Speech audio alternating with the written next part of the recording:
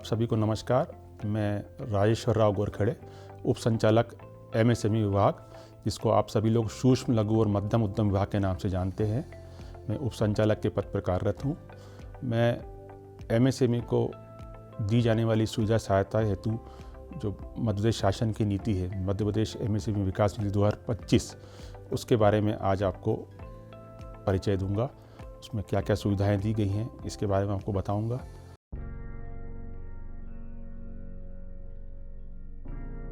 तो सर्वप्रथम मैं आपको बताना चाहता हूं कि हमारा जो विभाग है, सूक्ष्म लघु और मध्यम उद्यम विभाग, ये विभाग 5 अप्रैल 2016 को गठित हुआ था। देश के उन गिने चुने राज्यों में से एक है जहां पर MSME के लिए एक प्रत्यक्ष विभाग बना हुआ है। आपकी जानकारी के लिए बता दूं कि राज्य शासन ही नहीं, भारत सरकार ने उद्योगों को 2 भागों में व्यक्त किया है, एक बड़े उद्योग, दूसरे छोटे उद्योग। छोटे उद्योग को जनरली सूक्ष्म लघु और मध्यम उद्यम 3 श्रेणियां हैं, उसमें व्यक्त किया गया है। तो मध्य प्रदेश शासन का जो MSME विभाग है, उसकी अभी हाल ही में माननीय प्रधानमंत्री द्वारा MSME विकास नीति 2025 का 24 फरवरी को विमोचन किया गया है। तो उसके बारे में क्या क्या सुविधा है, उसके बारे में आज हम चर्चा करेंगे। तो ये जो MSME विकास नीति 2025 है, इसका उद्देश्य है कि मध्य प्रदेश में जो GDP में MSME का योगदान है, उसको महत्वपूर्ण रूप से बढ़ाना है। एक MSME के लिए इकोसिस्टम बनाना, रोजगार सृजन को बढ़ाना, और जो माननीय प्रधानमंत्री जी का विजन है विकसित भारत का, तो उसी के तहत विकसित मध्य प्रदेश बनाना 2047 तक, ये भी इस नीति का एक उद्देश्य है। पहली नीति की प्रस्तावना और परिभाषा। नीति 24 फरवरी 2025 से मध्य प्रदेश में लागू होगी, जिसमें पात्र निवेश और इकाइयों की स्पष्ट परिभाषा दी गई है। दूसरी, MSME वर्गीकरण और निवेश मापदंड। MSME का वर्गीकरण निवेश व टर्नओवर सीमा पर आधारित है और पात्र निवेश पर सहायता का प्रावधान है। तीसरी, पात्रता और सामान्य प्रावधान पंजीकरण, स्थानीय रोजगार और भूमि उपयोग जैसे मानदंडों के साथ कुछ उद्योगों को विशेष छूट मिलती है। 4, वित्तीय सहायता और योजनाएं। निवेश के आधार पर अधिकतम 40% तक अनुदान मिलता है, जो विविध गुणांकों से जुड़ा होता है। प्रमाणीकरण, अधोसंरचना और पर्यावरणीय सहायता प्रमाणन, बुनियादी सुविधाएं, क्लस्टर और पर्यावरणीय उपायों पर आंशिक वित्तीय सहायता मिलती है। 6, क्षेत्र विशेष प्रोत्साहन। विशिष्ट क्षेत्रों जैसे खाद्य, परिधान, टेक्सटाइल आदि को अलग अलग प्रकार की राहतें दी जाती हैं। 7, अन्य प्रोत्साहन योजनाएं और पुनर्जीवन निर्यात, अनुसंधान और बीमार इकाइयों के पुनर्जीवन के लिए भी सहायता योजनाएं उपलब्ध हैं। 8, आवेदन प्रक्रिया और अपील व्यवस्था। आवेदन पोर्टल के माध्यम से किया जाता है और अपील की त्रिस्तरीय व्यवस्था भी लागू है।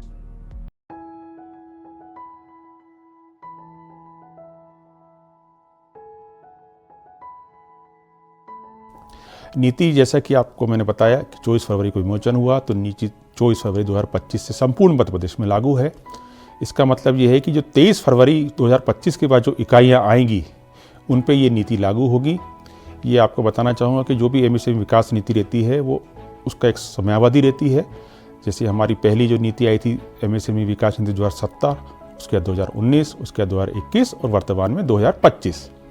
इस नीति में एक प्रावधान रखा गया है, जो पुरानी इकाइयाँ हैं, यदि वो एक्सपांशन, डाइवर्सिफिकेशन या टेक्निकल अपग्रेडेशन करती है, तो उसके लिए भी इस नीति में एक प्रावधान किया गया है, परंतु उनको एक निश्चित प्रकार का निवेश करना आवश्यक है। ये 2025 की नीति की एक सबसे बड़ी विशेषता ये है कि इस नीति में पहली बार सेवा क्षेत्र की ऐसी गतिविधियों को भी शामिल किया गया है, जो कि पहले नहीं था।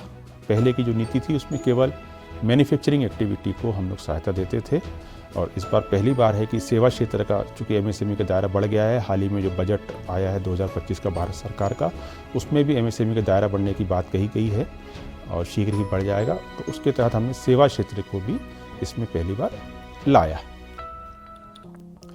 जो महत्वपूर्ण जो बिंदु आते हैं नीति में, जो परिभाषित हैं, जो आपको जानना जरूरी है आप सभी को, एक होता है प्लांट एंड मशीनरी, संयंत्र मशीनरी। तो संयंत्र मशीनरी की जो भारत सरकार का एक्ट है, सूक्ष्म लघु और मध्यम उद्यम विकास अधिनियम 2006, और उसमें जो भी समय समय पर संशोधित होते हैं, उसमें जो भी परिभाषा संयंत्र मशीनरी की है, वो ही हमारी नीति में भी ली गई है। पात्र निवेश से पात्र निवेश को आपको जानना इसलिए जरूरी है कि उसी किए गए निवेश पर आपको सब अनुदान मिलता है इकाइयों को। तो पात्र निवेश में प्लांट मशीनरी हो गया, बिल्डिंग हो गई, उपकरण हो गए, प्लांट मशीनरी की स्थापना हो गई, अतिरिक्त एक्स्ट्रा ट्रांसफार्मर हो गया, कुछ आपके इलेक्ट्रिक के इंस्टॉलेशन रहते हैं वो भी हो गए, और पहली बार जो नवकरणीय ऊर्जा के कुछ संयंत्र लगेंगे इकाई में, जो कि आजकल इकाइयाँ उस पर शिफ्ट हो रही हैं, तो उनको भी हमने सब्सिडी देने का प्रावधान इस नीति में राज्य शासन ने किया है। अब कब तक का निवेश इसमें सहायता के लिए मान्य किया जाएगा? तो जो नई इकाई है उसका उत्पादन दिनांक जब भी वो अपना कमर्शियल प्रोडक्शन स्टार्ट करेगी तब तक का निवेश उसका मान्य किया जाएगा। यदि कोई विद्यमान इकाई है, मतलब पुरानी इकाई है, और वो एक्सपांशन, डाइवर्सिफिकेशन या टेक्निकल अपग्रेडेशन करेगी, तो ऐसी इकाई के लिए अधिकतम 3 वर्ष का ही हम लोग मान्य करेंगे, उसके पुराना नहीं मान्य किया जाएगा। मगर इसमें भी एक ये है कि यदि कोई इकाई 2 साल बाद ही यदि एक्सपांशन करती है तो उसका 2 साल का ही, पिछले 2 साल का ही हम लोग निवेश काउंट करेंगे। अब एक विद्यमान इकाई जो शब्द आया उसको भी यहाँ परिभाषित किया गया है नीति में। विद्यमान इकाई से आशय है कि जो नीति की लागू होने की दिनांक 24 फरवरी उसके पहले से स्थापित हो, या नीति की अवधि में नई इकाई जो बनी है वो नीति की अवधि में एक्सपांशन करेगी, तो उसके लिए जो नई इकाई थी वो आप एक्सपांशन, वो विद्यमान इकाई की श्रेणी में आएगी। इस मॉड्यूल में हम अब समझ चुके हैं। हमने देखा कि यह नीति 24 फरवरी 2025 से पूरे मध्य प्रदेश में लागू होगी। 23 फरवरी 2025 से पहले उत्पादन शुरू करने वाली इकाइयां सहायता की पात्र होंगी।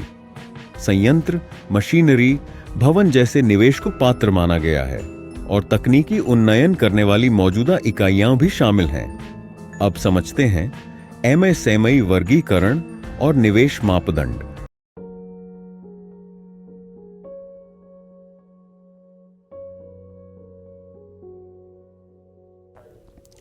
एमएसएमई का वर्गीकरण जो वर्तमान में लागू है, हालांकि इसमें अभी बजट में इसमें संशोधन प्रस्तावित है, मगर अभी वर्तमान में जो लागू है उसमें सूक्ष्म लघु की इकाई है, इसमें 2 श्रेणियां हैं, मतलब 2 शर्तें आपको पूरी करनी है इकाई को। एक तो निवेश से है, प्लांट मशीनरी में निवेश, और दूसरा है उसके टर्नओवर से। सूक्ष्म श्रेणी की जो इकाई है उसमें प्लांट मशीनरी में निवेश 1 करोड़ से अधिक नहीं होना चाहिए और टर्नओवर उसका 5 करोड़ से अधिक नहीं होना चाहिए। लघु स्तर की इकाई को उसका निवेश यंत्र संयंत्र में 10 करोड़ से अधिक नहीं होना चाहिए और वार्षिक टर्नओवर उसका 50 करोड़ से अधिक नहीं होना चाहिए। मध्यम श्रेणी की जो इकाई है उसका संयंत्र मशीनरी में निवेश 50 करोड़ से अधिक नहीं होना चाहिए और टर्नओवर 250 करोड़ से अधिक नहीं होना चाहिए। इसका मतलब ये है कि जब तक ये दोनों शर्तें पूरी नहीं होगी उसका उस श्रेणी में वर्गीकरण नहीं होगा। अब संयंत्र मशीनरी में निवेश की गणना जो है वो एमएसएमई एक्ट में उसको इनकम टैक्स रिटर्न से जोड़ा गया है। तो आप जो भी इकाई जो है वो निवेश की गणना निवेश करती है तो रिटर्न के अनुसार उसकी राशि मान्य की जाएगी जो उसने इनकम टैक्स रिटर्न में की है। परंतु इसमें रिटर्न में भूमि, भवन, फर्नीचर, फिटिंग ये को हम प्लांट मशीनरी में काउंट नहीं करेंगे, जो आयकर रिटर्न में प्लांट मशीनरी में काउंट होती है, मगर एमएसएमई में नहीं होगी। इसी प्रकार प्रदूषण नियंत्रण, अनुसंधान विकास, R&D और ऐसी लागत जिसको अपवर्जित करते हैं वो भी प्लांट मशीनरी में काउंट नहीं होगा। इसमें एक महत्वपूर्ण बात यह है कि जीएसटी की राशि ये इसमें माना गया है कि यदि आपने आयकर रिटर्न फाइल नहीं किया है तो जीएसटी की राशि को मशीन की गणना में जोड़ा नहीं जाएगा और यदि आपने रिटर्न फाइल किया है तो रिटर्न के अनुसार ही मान्य होगी। जो एक्ट में एक नवीन प्रोविज़न किया गया है 2020 से, उसका ये कहना है कि यदि एक पेन संख्या पे कई इकाइयाँ पंजीकृत है एक ही पेन पर तो सबको सामूहिक रूप से एक इकाई माना जाएगा। अर्थात यदि कोई 1 करोड़ की एक इकाई है किसी पेन पर और 11 करोड़ की दूसरी इकाई है तो कुल उसका निवेश 12 करोड़ माना जाएगा। अब इनकम टैक्स के सेक्शन 43 में एक बात और है कि कितनी राशि को भुगतान के आधार पर गणना मान किया जाएगा। तो उसमें एक बहुत अच्छा ये एक रूल है कि एक दिन में 10,000 रुपये से ज़्यादा का नकद यदि भुगतान किया जाता है तो उसको मान्य नहीं किया जाएगा। हम यदि गणना के रूप में देखें कि मान लो किसी ने 35 लाख की एक मशीनरी खरीदी है और उसने 2,500 रुपये 10 बार दिए एक ही दिन में, तो कुल राशि 25,000 हो गई, जो कि 10,000 रुपये ज़्यादा है। इस कारण उसको प्लांट मशीनरी गणना में मान्य नहीं किया जाएगा। अब यदि किसी इकाई द्वारा 10 दिन लगातार 10 दिन तक हर रोज 10,000 रुपये दिए गए और इस प्रकार कुल 10,000 रुपये दिए गए, चूँकि एक दिन में 10,000 रुपये से अधिक नहीं दिए गए हैं नकद, इसलिए उसको निवेश में गणना में मान्य किया जाएगा। और यदि चेक से किसी ने 35 लाख ही रुपए दे दिए तो उसको पूरी की पूरी राशि मान्य की जाएगी। अब एमएसएमई गणना के वर्गीकरण की व्याख्या कुछ इस तरह से आपको जानना बहुत ज़रूरी है, क्योंकि एमएसएमई के किसी भी अधिकतम सीमा को पार करने पर ही, न्यूनतम सीमा को पार करने पर ही उच्च सीमा में वर्गीकृत किया जाता है। जैसा कि आपको ये एक स्क्रीन में दिखाई दे रहा है, एक इकाई है जो संयंत्र मशीनरी में निवेश कर रही है एक तरफ से, दूसरी तरफ से टर्नओवर में निवेश कर रही है। तो जब इसको आप ग्राफिक देखेंगे तो आप देखेंगे इधर से इसका टर्नओवर बढ़ रहा है, निवेश बढ़ रहा है, और टर्नओवर एक सीमा पे आकर रुक गया 5 करोड़ से 50 करोड़ के बीच में, मगर निवेश उसका 10 से 50 के बीच है। इसलिए इस इकाई को हम मध्यम श्रेणी में मान्य करेंगे कि उसने एक क्रॉस कर लिया, एक सीमा उसने क्रॉस कर ली है। अब यदि पुनः हम देखेंगे कि उसने फिर यदि टर्नओवर बढ़ाना शुरू किया और उसके निवेश में बढ़ोतरी नहीं हुई, मगर उसका टर्नओवर उसने 250 से ऊपर कर लिया है, तो फिर उसने एक सीमा क्रॉस कर ली है। इस कारण अब वो 250 उसको वृहत के बड़ी इकाई के रूप में मान्य किया जाएगा। मान लीजिए कुछ समय पश्चात वो इकाई सिक होने लगी है और उसका टर्नओवर और दोनों ही कम होने लगे निवेश, तो आप देख रहे हैं ग्राफिक चेंज से कि देखिए कि उसने 1 करोड़ से 10 करोड़ तक निवेश रह गया और टर्नओवर 5 करोड़ से कम हो गया है, तो उसको लघु के रूप में मान्य करेंगे, भले उसका टर्नओवर 5 करोड़ से कम क्यों ना हो। अब एक जो नीति में एक महत्वपूर्ण शब्द आता है, पुरानी इकाई यदि विस्तार, डाइवर्सिफिकेशन, टेक्निकल अपग्रेडेशन करती है, तो इसके लिए भी नीति में कुछ परिभाषित किया गया है।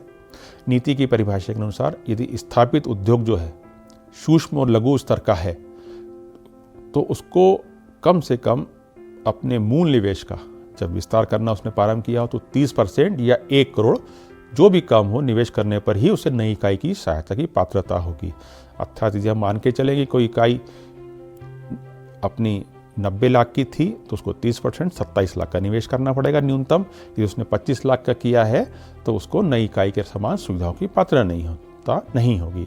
इसी प्रकार यदि कोई इकाई 6 करोड़ की है तो उसको न्यूनतम उसने यदि 1 करोड़ 50 लाख का किया है, 30% भले ही 1.8 करोड़ होता हो, परंतु 1 करोड़ से ज़्यादा है, इसलिए उसको भी नई इकाई के समान सुविधाओं की पात्रता होगी।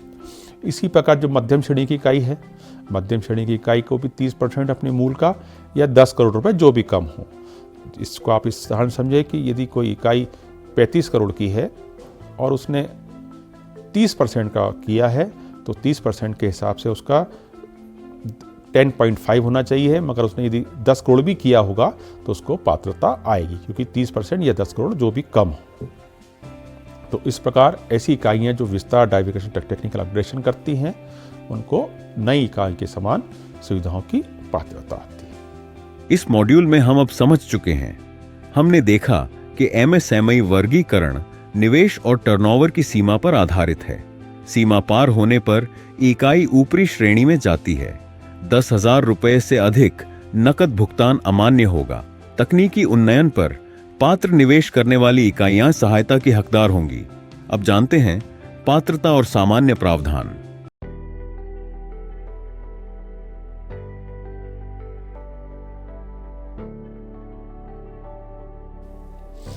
अब जो एमएसएमई विकास नीति है उसमें जो सुविधाओं और सहायता के लिए जो सामान्य प्रावधान है, उसके लिए अभी एमएसएमई प्रोत्साहन योजना 2025 जारी हो रही है, और योजना में पूरी नीति के अंतर्गत जो भी सुविधाएं दी गई हैं उसको प्रदान करने की पूरी प्रक्रिया उसमें स्पष्ट की गई है। इसमें नीति में प्रदेश के स्थायी निवासियों का भी पूरा ध्यान रखा गया है। नीति अंतर्गत के प्रदेश के स्थायी जो निवासी हैं उनको 70% का न्यूनतम रोजगार देने पर ही उनको नीति अंतर्गत सहायता की प्रावधान नीति में किया गया है। इसके अलावा जो औद्योगिक इकाई है उसको भारत सरकार के सूक्ष्म लघु और मध्यम उद्यम अधिनियम 2006 के अंतर्गत पंजीकृत करना अनिवार्य है, उद्यम रजिस्ट्रेशन लेना अनिवार्य है। और मध्य प्रदेश माल और सेवा कर अधिनियम 2017 जीएसटी अधिनियम के अंतर्गत भी उसको अपना पंजीकृत कराना अनिवार्य है। इसी इन दो के आधार पर ही कोई भी इकाई को सहायता के लिए आवेदन करने की पात्रता आएगी। प्रदेश के कई शहरों में जो नगर निगम हैं उसके अपने अपने मास्टर प्लान हैं। तो नीति अंतर्गत ये भी प्रावधान है कि मास्टर प्लान में जो भी हमारे औद्योगिक प्रयोजन की भूमि है वहाँ पर यदि कोई इकाई लगती है तो उन्हें ही इनकी सुविधाओं की पात्रता होगी। अन्य प्रयोजन की भूमि पर मकान, रहवासी एरिया, मार्केट एरिया में इकाई लगाने पर सुविधाओं की पात्रता नहीं होगी। सहायता के लिए दो स्तरों में बांटा गया है। जो 10 करोड़ तक की इकाई होती है, 10 करोड़ तक की इकाइयों के प्रकरण छोटे होते हैं तो उसके लिए जिला स्तर पर समिति गठित है। और 10 करोड़ के जन संयंत्र से में जिसका 10 करोड़ से अधिक है उनके लिए उद्योग संचालनालय में आवेदन करना होता है, जहाँ पर राज्य स्तरीय साधिकार समिति गठित है, जिसके बारे में हम आगे देखेंगे।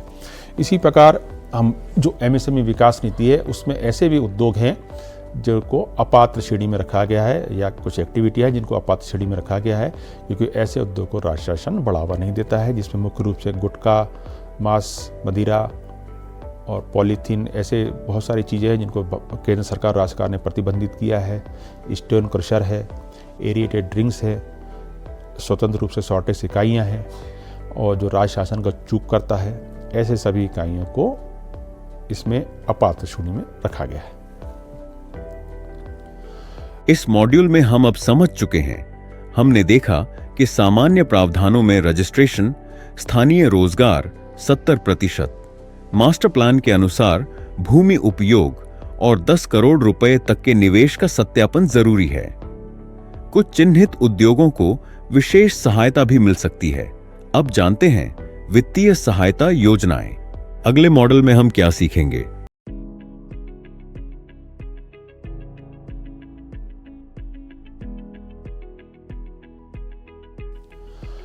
अब जो हम देखेंगे कि एमएसएमई विकास नीति में कौन कौन सी सुविधा और सहायताएं प्रावधानित की गई। एक जो सबसे मुख्य सहायता है उद्योग विकास अनुदान, जो जन संयंत्र में 10 करोड़ तक का निवेश करती है इकाई, उनके लिए उद्योग विकास अनुदान है। तो ऐसी कोई भी नई इकाई जो पात्र निवेश करेगी, पात्र निवेश का जैसा कि हमने आपको पहले बताया था, पात्र निवेश में आते हैं प्लांट मशीनरी, बिल्डिंग, मशीन का प्रतिष्ठापन, बिजली का प्रतिष्ठापन, अतिरिक्त ट्रांसफार्मर, उपकरण और नवकरणीय ऊर्जा प्लांट, ये सभी आते हैं। नवकरणीय ऊर्जा प्लांट के बारे में भी शर्त है कि उसको कम से कम 50% उसकी ऊर्जा का उपयोग स्वयं के लिए करना पड़ेगा, और उसकी कुछ कुल निवेश राशि उसके प्लांट मशीनरी बिल्डिंग से 20% से अधिक नहीं होगी गणना के लिए। तो ऐसे पात्र निवेश का 40% उद्योग विकास अनुदान के रूप में प्रदान किया जाएगा, और ये जो निवेश है ये 4 समान वार्षिक किस्तों में प्रदान किया जाएगा, अर्थात हर साल लगभग 10% मिलेगा। फिर जो महिला उद्यमी इकाई है, अनुसूचित जाति इकाई, जनजाति की इकाई है, महिला जाति जनजाति इकाई से तात्पर्य है कि जिसमें उनका स्टेक 51% या अधिक हो, तो न्यूनतम 51% होना चाहिए। उनको 8% अतिरिक्त अनुदान का प्रावधान है, अर्थात जिस साल उनका ऐसी इकाई का स्टेक 51% से अधिक होगा, क्योंकि वो इकाई के स्वामित्व में परिवर्तन समय समय पर हो सकता है, तो जिस साल भी उनका रहेगा उनको उस साल 51% अधिक रहेगा, उस साल उनको 2% की अतिरिक्त सहायता दे होगी। तो 10% की जगह 12% होगी। इस प्रकार ये अधिकतम सहायता 8% होगी। अब ऐसी महिला जो कि SC/ST कैटेगरी की है, उनके लिए ये प्रावधान 2.5 करोड़ रुपए 2.5% है। 2.5% का प्रावधान किया गया है प्रति वर्ष। तो जिस साल महिला उद्यमी इकाई जो कि SC/ST वर्ग की है और उनके द्वारा किया जाता है, उनको 10% अतिरिक्त अनुदान का प्रावधान किया गया है। निर्यात के लिए भी इसमें विशेष प्रावधान किया उद्योग विकास अनुदान। यदि किसी का 25% से 50% तक निर्यात करेगा तो उसको प्रतिवर्ष 2% अतिरिक्त का प्रावधान किया गया है। और ऐसी इकाइयाँ जो 50% से अधिक अपने कुल उत्पादन का प्रतिवर्ष निर्यात करेगी, उनके लिए 3% अतिरिक्त उद्योग विकास का प्रावधान प्रतिवर्ष किया गया है। ये 4 वर्षों के लिए है। रियायत की गणना के लिए एक विशेष किया गया है कि भवन की लागत जो है संयंत्र मशीनरी की लागत का 100% से अधिक नहीं होगी। अर्थात इसका मतलब है कि लागत भवन की भले ही ज़्यादा हो, गणना केवल उसके प्लांट मशीनरी के 100% तक ही सहायता हेतु की जाएगी। फार्मा इकाइयों को जरा इस बिल्डिंग बड़ी लगती है तो उनके लिए ये सीमा 2% रखी गई है। अब यन संयंत्र में 10 करोड़ से अधिक का निवेश करने वाली इकाई को निवेश प्रोत्साहन सहायता का प्रावधान है। निवेश प्रोत्साहन सहायता 40% तक मिलती है। वो फिक्स 40% थी, ये 40% तक है, थोड़ी कम होती जाती है जैसे जैसे निवेश बढ़ता है। एक फार्मूले के हिसाब से उसकी गणना की जाती है जो 40% धीरे धीरे कम होता है। ये 7 वर्षों 7 समान वार्षिक किस्तों में की जाती है। इसमें एक महत्वपूर्ण बात है कि इसमें कई प्रकार के गणक हैं जो कि उसकी मूल सहायता को बढ़ाते हैं।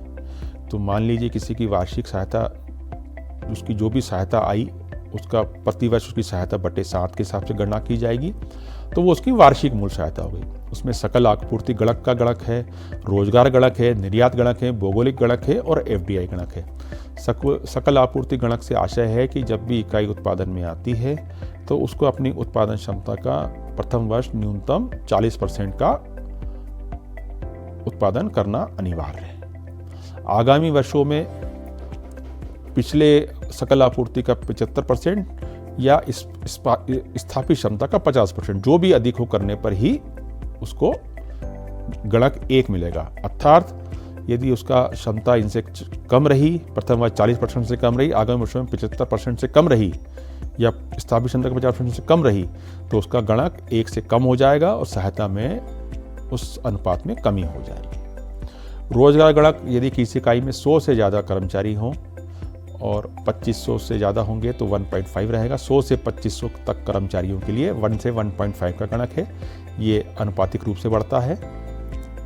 इसके अलावा जो निर्यात गणक है ये 25% से अधिक को 75% तक निर्यात पर 1 से 1.3 है और 75% से अधिक पर 1.3 का गणक है। भौगोलिक गणक है, हमारे ऐसे विकास खंड है जहाँ पे कोई भी बड़ी इकाई स्थापित नहीं है, वहाँ पे यदि कोई इकाई आती है तो उनको 1.3 का मल्टीपल दिया गया। 2025 की नीति में पहली बार FDI गणक का प्रोविजन किया गया है। FDI गणक 26% से 50% तक 1.1 से 1.2 तक अनुपातिक रूप से बढ़ता है। अर्थात यदि किसी को 26% किसी में FDI की इक्विटी है तो उसको 1.1 और किसी इकाई की में FDI की इक्विटी 50% से अधिक है तो उसको 1.2 का मल्टीपल मिलेगा। तो जैसा कि मैंने अभी बताया था कि एक फार्मूले के तहत गणना होती है, तो जिस प्रकार आप देख रहे हैं कि 10 करोड़ पे 40%, निवेश करने पर 40% है और ये लगभग 83 करोड़ तक 40% रहता है। उसके बाद जो निवेश प्रोत्साहन सहायता है वो 35% हो गई, 100 करोड़ पे 120 पे 32.45 हो गई और इस तरह 200 करोड़ पे 25.44 हो गई। खाद्य प्रसंस्करण उद्योग के लिए इसमें विशेष प्रोविजन किया गया नीति में। जो हमारी जो मूल सहायता जो किसी भी इकाई की होती है उसमें 1.5 का मल्टीपल फूड प्रोसेसिंग इकाई के लिए दिया गया है। इस बार पहली बार API और या बल्क ड्रग का निर्माण करने वाली या मेडिकल डिवाइस विनिर्माता इकाइयों को भी 1.3 का मल्टीपल दिया गया है कि अर्थात ऐसी इकाई को यदि सामान्य प्रकरण में जो मूल सहायता है उसका 1.3 गुना सहायता का प्रोविजन इस MSME विकास नीति में किया गया है। इसमें क्लेम इकाई की पात्रता के निर्धारण के पश्चात इकाई को चूंकि निर्यात के लिए गणक है, उत्पादन गणक है, तो उसको क्लेम करना पड़ता है। तो यदि किसी इकाई का उत्पादन दिनांक 30 सितंबर के पूर्व की है तो उसका उसी वर्ष में उसका पूरी गणना की जाएगी। और क्लेम के लिए यदि किसी की उत्पादन दिनांक 30 सितंबर के बाद की है तो उसको एक विकल्प दिया रहता है कि वो उसी वर्ष को अपना क्लेम वर्ष मान करेगा या आगामी वर्ष से अपना क्लेम शुरू करेगा। इस मॉड्यूल में हम अब समझ चुके हैं, हमने देखा कि निवेश के आधार पर 40% तक अनुदान मिलता है, विशेष वर्गों और क्षेत्रों को अतिरिक्त लाभ दिया जाता है, सहायता गुणांकों के अनुसार तय होती है। अब जानते हैं प्रमाणीकरण, अधोसंरचना और पर्यावरणीय सहायता।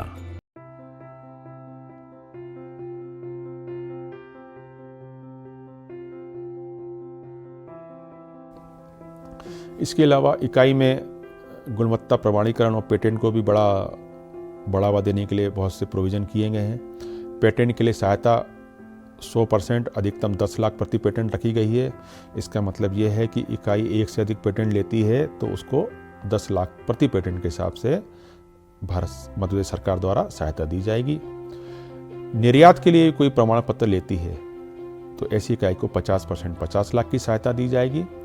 फार्मा इकाइयों को जनरली WHO, GMP, USFDA लेना पड़ता है जिसमें ज़्यादा व्यय होता है, तो ऐसे के लिए 50% 50 लाख की उनको भी सहायता का प्रोविज़न निर्यात फार्मा इकाइयों को किया गया है।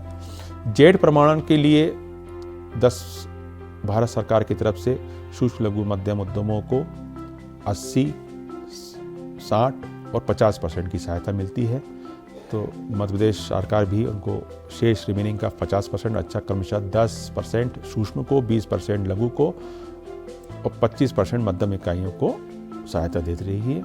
इसी प्रकार लीन मैन्युफैक्चरिंग के लिए भारत सरकार की सहायता यदि कोई लेता है तो 5% सहायता भी मध्य प्रदेश सरकार द्वारा नीति में प्रावधानित की गई है। यदि कोई भारत सरकार सहायता नहीं लेता है तो उसको लीन मैन्युफैक्चरिंग के लिए जो उपकरण खर्च उसके द्वारा क्रय किए जाएंगे, जो कि ओवरऑल इफेक्टिवनेस, इक्विपमेंट इफेक्टिवनेस के मापने में सक्षम होंगे, तो ऐसे उपकरणों पर 50% अधिकतम 15 लाख का भी प्रोविज़न नीति में किया गया है। फिर जो गुणवत्ता के जो सामान्य सर्टिफिकेट होते हैं ISO, BISB, ISI, FPO, एक बार प्रमाणीकरण, इसमें के लिए 100% अधिकतम 20 लाख की सहायता का प्रावधान इसमें किया गया है। फिर एक प्रोविज़न किया गया है इंफ्रास्ट्रक्चर के लिए कि यदि कोई इकाई जिसमें न्यूनतम 1 करोड़ का निवेश हो और अधिकतम 10 करोड़ का निवेश हो, वो अविकसित भूमि पर अपना उद्योग लगाती है तो उसको सड़क, बिजली, पानी की व्यवस्था स्वयं करनी पड़ती है। तो ऐसे सड़क, बिजली, पानी के लिए उसको 50% अधिकतम 25 लाख का प्रावधान किया गया है। यदि इकाई में जन सहयोग में निवेश 10 करोड़ से अधिक है तो उसको अधिकतम सीमा 50% और अधिकतम सीमा 3 करोड़ तक की है। ये सहायता नीति की प्रभावशील अवधि में ही उत्पादन करने वाली इकाई को मिलेगी, अर्थात विस्तार, डाइवर्सिफिकेशन वाली इकाइयों को ये नहीं मिलेगी। इसके अलावा इकाई में पर्यावरण के प्रति जागरूक यदि कोई इकाई है तो उसके लिए भी प्रोविज़न किया गया है, क्योंकि ऐसे उपकरणों को पर्यावरण संबंधी उपकरण MSME एक्ट के तहत जन सहयोग की परिभाषा में नहीं आते हैं, अतः उन पर उनको निवेश की पात्रता नहीं आती है। इसलिए इनके पृथक से हम इस नीति प्रावधान किया गया है कि जो अपशिष्ट प्रबंधन, प्रदूषण नियंत्रण उपकरण, स्वास्थ्य सुरक्षा उपकरण या जल संरक्षण उपाय करेंगे उन पर सहायता का प्रोविज़न किया गया है। तो जो 10 करोड़ तक की इकाइयाँ हैं उनको नीति की प्रभावशीलन में ये सब करती है तो उन्हें 25 लाख तक की सहायता मिलेगी, और यदि ये समूह में करती है कम से कम 5 इकाई समूह में तो उन्हें 1 करोड़ तक की सहायता का प्रावधान किया गया है नीति में। 10 करोड़ की इकाई है से अधिक की इकाई है तो उसे 50% 2.5 करोड़ का प्रावधान नीति में किया गया है। और ऐसी 10 करोड़ से अधिक की 5 इकाइयाँ समूह में ऐसी कोई CETP लगाती है तो उसके लिए 300 लाख अर्थात 3 करोड़ रुपए का प्रावधान भी नीति में किया गया। फिर नीति में औद्योगिक अनुसंरचना को निजी निवेशकों के माध्यम से विकसित करने का भी प्रावधान है, जिसके तहत यदि निजी निवेशक 2 हेक्टेयर से 4 हेक्टेयर तक का उद्योग क्षेत्र निर्मित करता है तो उसे व्यय का 50% और 4 हेक्टेयर से अधिक करता है तो व्यय का 40%।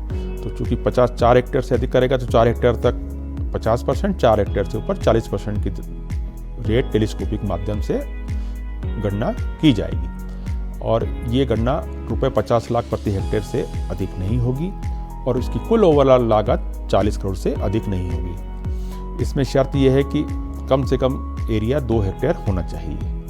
बहुमंजिला औद्योगिक परिसर कोई बनाता है तो उसका कारपेट एरिया कम से कम 1000 वर्ग मीटर होना चाहिए, और कारपेट एरिया जो बहुमंजिला उद्योग क्षेत्र है उसमें प्रति वर्ग मीटर 8000 रुपये से ज़्यादा सहायता दे नहीं होगी, और कुल लागत उसकी भी इस क्लस्टर के समान अधिकतम 40 करोड़ रुपए होगी।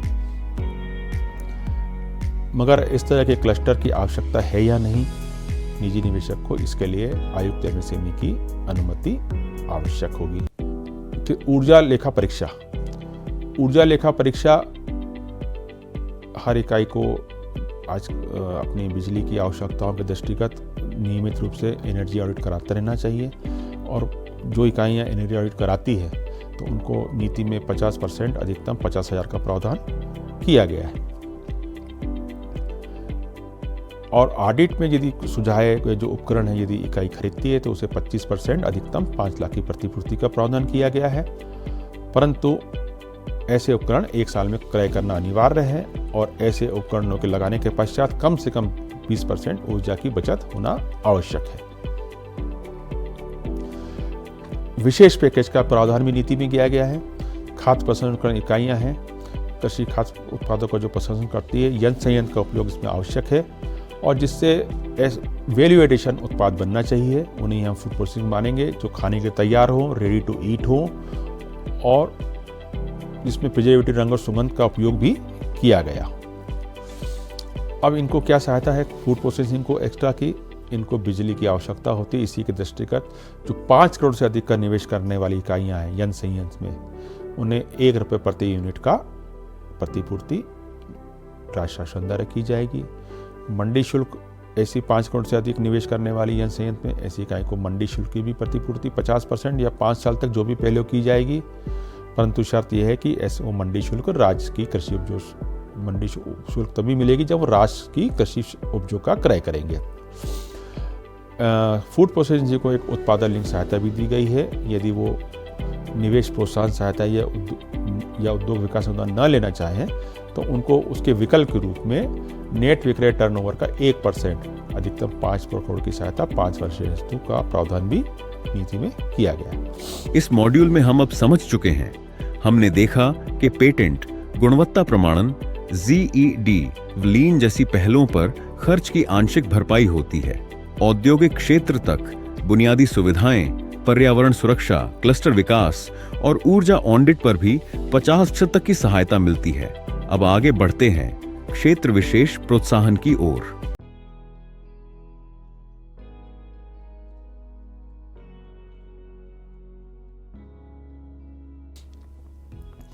फिर परिधान सेक्टर, जिसको हम रेडीमेड गारमेंट और मेडअप्स के नाम से जानते हैं, के लिए भी प्रावधान किया गया है। रेडीमेड गारमेंट से आशय है कि जो पहने योग्य कपड़े या सिले सिलाए कपड़े से है, और इसमें 5 करोड़ से अधिक का जो निवेश करने वाली इकाई है उसको 1 करोड़ से 5 करोड़ तक का जो निवेश है करने वाली इकाई है उसको 25 नियमित कर्मचारियों को वेतन का 25% अधिकतम 2,500 कुल 5 लाख की वार्षिक सीमा तक 5 वर्ष तक वेतन अनुदान दिए जाने का प्रावधान किया गया है। जो 5 करोड़ से अधिक का निवेश करने वाली इकाई हैं उनके लिए ब्याज अनुदान का प्रावधान है 5% की दर से 7 वर्षों के लिए, और प्रशिक्षण प्रतिवर्ती का प्रावधान है। जो प्रशिक्षण देंगे अपने कर्मचारियों को कौशल प्रशिक्षण का, उनको 13,000 प्रति नवीन कर्मचारी 5 वर्षों के लिए है। इसके लिए केवल मध्य प्रदेश के निवासी पात्र है। और ये रेडीमेड गारमेंट के लिए सबसे खास बात है कि ऐसे उद्योगों को ऐसी भूमि पर स्थापित होना चाहिए जिसका प्रयोजन औद्योगिक हो। इसके अलावा रोजगार सृजन बहुत बड़ी प्रदाता है अपने रेडीमेड गारमेंट इकाइयाँ, तो उसके प्रति कर्मचारी को 5,000 रुपये प्रति माह की सहायता का प्रावधान भी 8 वर्षों के लिए किया गया है। 5 वर्षों के लिए किया गया, प्रथम 8 वर्ष में नियुक्त कर्मचारियों को 5 वर्षों के लिए किया गया है, और 10 वर्ष की अवधि तक सीमित किया गया है। इसके अलावा स्टैम्प ड्यूटी का भी प्रावधान किया गया है। छूट का प्रतिपूर्ति का प्रावधान है कि जो भी राज्य सरकार से पट्टे पर भूमि लेगी उसमें जो भी पंजीयन शुल्क उसकी प्रतिपूर्ति की जाएगी। विद्युत शुल्क के 7 वर्ष के लिए छूट की जाएगी, और विद्युत टैरिफ में ₹1 प्रति यूनिट की छूट 7 वर्षों तक की जाएगी। इसके अलावा विकास शुल्क, जो एमएसएमई विभाग के औद्योगिक क्षेत्र है उनमें भी विकास शुल्क का प्रावधान है, तो उस विकास शुल्क में भी 50% की शुल्क परिधान क्षेत्र की इकाई को प्रदान की जाएगी। टेक्सटाइल इकाई के लिए विशेष पैकेज है। इस पैकेज में जो यंत्र संयंत्र में जिनका निवेश ₹10 करोड़ से अधिक है उनके लिए प्रावधान किया गया है। तो इसमें जो इकाइयाँ टर्नओवर लेती है अपने टेक्सटाइल की, उनका यदि निवेश स्थायी पूंजी निवेश से आशय है प्लांट मशीनरी और बिल्डिंग में की निवेश 25 करोड़ तक है तो उनको 2% की दर से 5 वर्ष हेतु सहायता मिलेगी, अधिकतम 5 करोड़ रुपए। जिनका पूंजी निवेश 25 करोड़ रुपए से अधिक है उनको 5 वर्ष हेतु 5% की दर से, ऐसी एग्जिस्टिंग इकाई जिसके द्वारा 30% मिनिमम 25 करोड़ का निवेश किया गया हो उसको भी 5 वर्ष हेतु 5% की दर से ब्याज अनुदान का प्रावधान है। फिर जो कंपोजिट इकाई है, यदि उसके द्वारा 25 करोड़ से अधिक का निवेश स्थायी पूंजी निवेश किया गया तो उसको 7% की दर से प्रावधान किया गया है 5 वर्ष हेतु। और जो एग्जिस्टिंग यूनिट है यदि वो कंपोजिट इकाई में कन्वर्ट होती है तो उसको भी 7% की दर से टेक्सटाइल इकाई को ब्याज अनुदान का प्रावधान किया गया है। ये जो ब्याज अनुदान है ये प्लांट मशीनरी के लिए लिए गए टर्म लोन पर ही दिया गया है। मध्य प्रदेश में पावर लूम पहचान है, उज्जैन, जबलपुर और मुख्य रूप से बुरहानपुर में पावर लूम बहुतायत में है।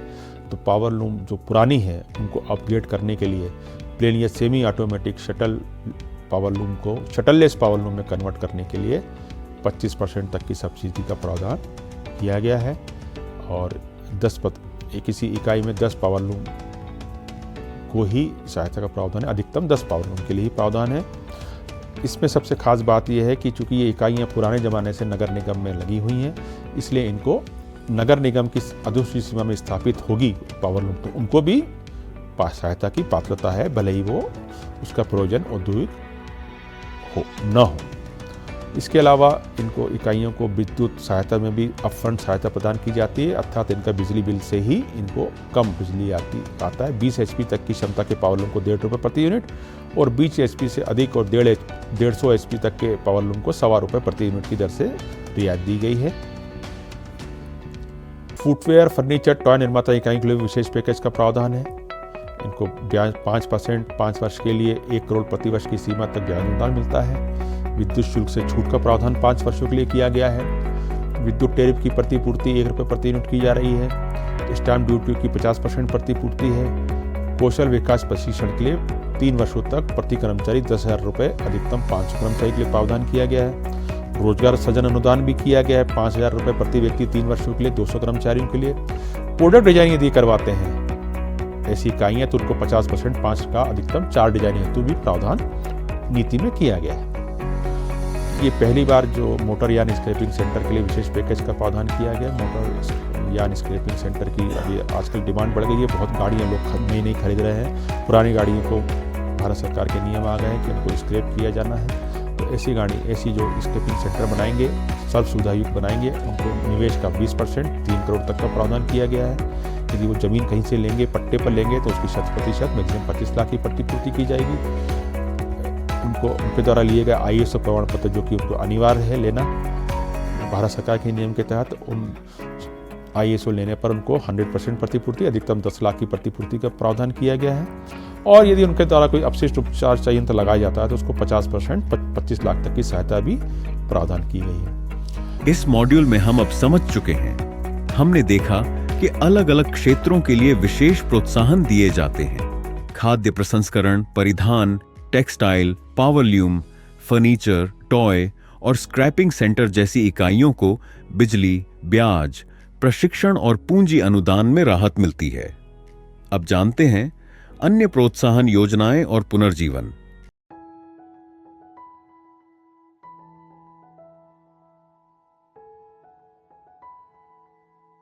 अन्य प्रकार की सहायताएं नीति में जो छोटी छोटी सहायताएं हैं जो कि बहुत उपयोगी हैं इकाइयों के लिए, जैसे कि उनको निर्यात सुविधा है कि यदि कोई औद्योगिक परिसर से गेटवे पोर्ट या अंतर्राष्ट्रीय कार्गो सुविधा तक वो अपना सामान भेजते हैं तो परिवहन व्यय का 50% अधिकतम ₹40 लाख की सहायता 5 वर्षों के लिए दी गई है।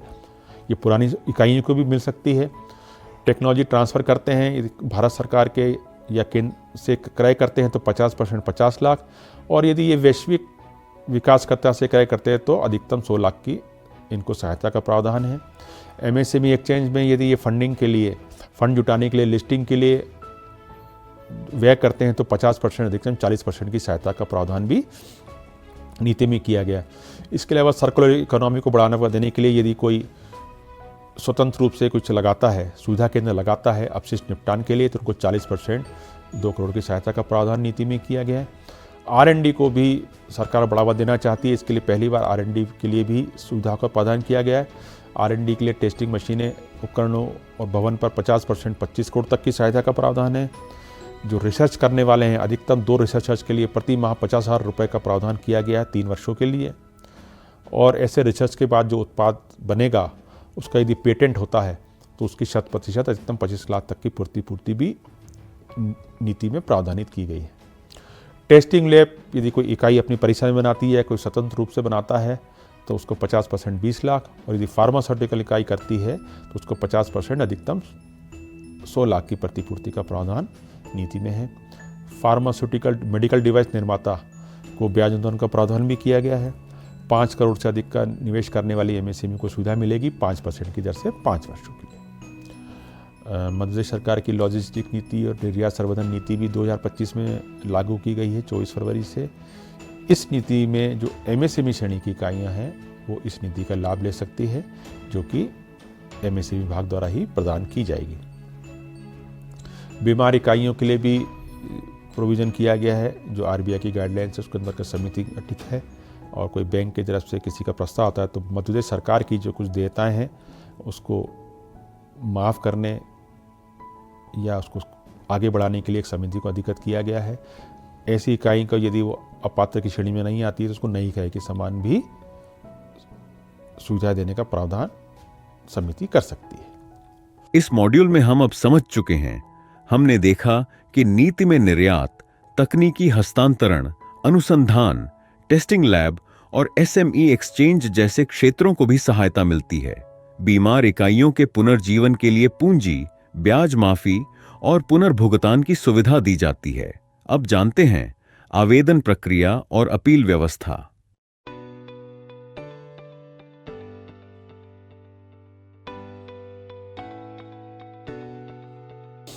जो प्रोत्साहन राशि है उसकी सामान्य प्रक्रिया ये है कि उसको, जैसा कि पहले बताया था, 10 करोड़ तक का निवेश करने वाली और 4 हेक्टेयर तक के क्लस्टर को जिलों में आवेदन करना पड़ेगा, और इससे 10 करोड़ से अधिक का निवेश करने वाले 4 हेक्टेयर से अधिक वालों को उद्योग संचालय में आवेदन करना पड़ेगा। योजना का आवेदन विभाग की वेबसाइट mpmsme.gov.in पर उपलब्ध है, और इनका इकाइयों को जो पेमेंट होगा वो ई-पेमेंट के माध्यम से होगा। आवेदन की प्रक्रिया आपको अपने हमारी वेबसाइट पर जाकर के सबसे पहले अपने को पंजीकृत करना पड़ेगा, उसके बाद लॉगिन करें, अनुदान के लिए आवेदन करें, और अभी ये 10 करोड़ तक की इकाइयों के लिए सुविधा उपलब्ध है। शीघ्र ही 10 करोड़ से अधिक निवेश करने वाली इकाइयों को भी इस ऑनलाइन सुविधा आवेदन की मिल सकेगी। जिला स्तर पर जिला स्तरीय समिति है कलेक्टर महोदय की अध्यक्षता में, और राज्य स्तर पर राज्य स्तरीय साधिकार समिति मुख्य सचिव महोदय की अध्यक्षता में, जिसमें वित्त, वाणिज्य कर, ऊर्जा और MSME विभाग के प्रमुख सचिव हैं, और उसके आयुक्त MSME उसके सदस्य सचिव होते हैं। यहाँ पे कोई आवेदन यदि विलम्ब से आता है तो समिति विलम्ब दोष को दूर कर सकती है। एक अपील का भी प्रावधान किया गया है। जिला स्तरीय सहायता समिति के विरुद्ध प्रथम अपील उद्योग आयुक्त को और करनी पड़ेगी, और इसके बाद द्वितीय अपील MSME विभाग में की जा सकती है प्रमुख सचिव या सचिव के समक्ष। राज्य स्तरीय साधिकार समिति के निर्णय के विरुद्ध अपील मंत्रिपरिषद निवेश संवर्धन पर जो मंत्रिपरिषद समिति है उसके समक्ष की जा सकती है। सहायता प्राप्त जो इकाई है उसको 4 वर्ष तक या सहायता अवधि में उत्पादन बनाए रखना जरूरी आवश्यक होगा। सब कुछ उसका मेंटेनेंस सब कुछ सही होगा। उसका स्वामित्व में परिवर्तन भी उद्योग आयुक्त की अनुमति से ही किया जा सकेगा। अनुदान वितरण में कभी कभी यदि बजट के कारण देरी होती है तो उस पर कोई ब्याज दे नहीं। इस मॉड्यूल में हम अब समझ चुके हैं। हमने जाना कि आवेदन ऑनलाइन किया जाता है और स्वीकृति के बाद अनुदान ई-पेमेंट से मिलता है। जिला राज्य स्तर पर समितियां बनी हैं और अपील की व्यवस्था भी है। इकाई को 4 साल तक संचालन बनाए रखना जरूरी है।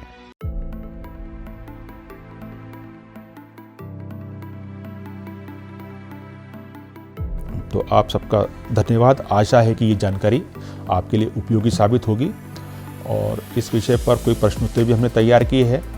आप उन प्रश्नों को उत्तर दीजिए। उत्तर देने पर आपको एक प्रमाण पत्र से प्राप्त होगा जो आपके लिए उपयोगी होगा। धन्यवाद आप सभी का।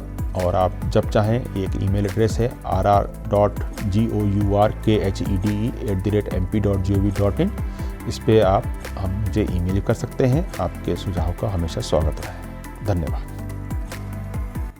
इस प्रशिक्षण में हमने एमपी स्टार्टअप नीति 2025 की पात्रता, प्रोत्साहन, क्षेत्रीय पैकेज, आवेदन व अपील प्रक्रिया को जाना।